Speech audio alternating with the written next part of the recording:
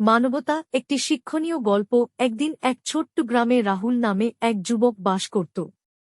রাহুল ছিল খুবই দয়ালু ও মানবিক গুণের অধিকারী।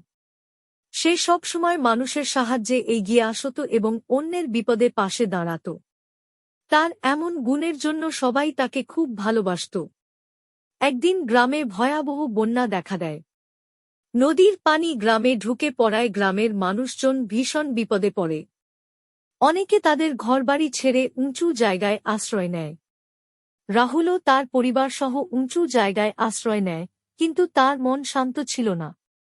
সে ভাবল, আমাদের গ্রামে আরও অনেক মানুষ আছে যারা এখনো বিপদে আছে। তাদের সাহায্য করতে হবে। রাহুল দ্রুত গ্রামের প্রধানের কাছে গিয়ে বলল, চাচা, আমাদের সবাই মিলে বন্যায় আটকে পড়া মানুষদের সাহায্য করতে হবে। আমি কিছু বন্ধু নিয়ে চেষ্টা করব, আপনি আরও কিছু লোক নিয়ে আসুন। গ্রামের প্রধান রাহুলের মানবিকতার কথা শুনে বললেন, তুমি ঠিকই বলেছ রাহুল। আমরা সবাই মিলে কাজ করলে অনেক মানুষকে রক্ষা করতে পারব। রাহুল তার বন্ধুদের নিয়ে নৌকা ও দড়ি জোগাড় করে বন্যার পানিতে আটকে পড়া মানুষদের উদ্ধার করতে শুরু করে। গ্রামের অন্যরাও এই কাজে যোগ দেয়। তারা শিশু, বৃদ্ধ, গর্ভবতী নারী সবাইকে নিরাপদ স্থানে নিয়ে আসে। রাহুল ও তার দল সারাদিন কাজ করে এবং সবার জন্য খাবার ও পানি সরবরাহ করে।